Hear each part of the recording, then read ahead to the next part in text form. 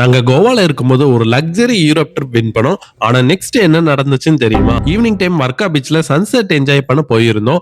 பீச்ல என்டர் ஆனதும் 2 பேர் வந்து எங்க ரெசார்ட்டோட 30th anniversary free scratch card குடுக்குறோம்னு வந்து சொன்னாங்க. லக்கியா இருந்தா ஐபேட் இல்லாட்டி லக்ஸரி ஃபாரின் ட்ரிப் வின் பண்ணலாம்னு வந்து சொன்னாங்க. சரி ட்ரை பண்ணலாம்னு வந்து சொன்னோம். எனக்கு ஒரு ஸ்கிராட்ச் கார்டு அண்ட் வைஃப்க்கு ஒரு ஸ்கிராட்ச் கார்டு வந்து குடுத்தாங்க. ஸ்கிராட்ச் பண்ண உடனே எனக்கு வந்து எதுவுமே வந்து கிடைக்கல. பட் வைஃப்க்கு லக்ஸரி யூரோ ட்ரிப் வின் பண்ணிட்டீங்கன்னு வந்துச்சு.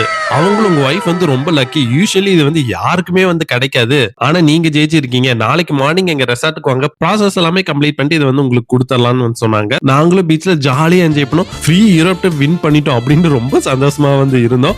ஆனா ஹோட்டலுக்கு போய் அந்த ரெசார்ட்ட கூகுள்ல வந்து நாங்க வந்து சும்மா சர்ச் பண்ணிட்டு இருந்தோம்.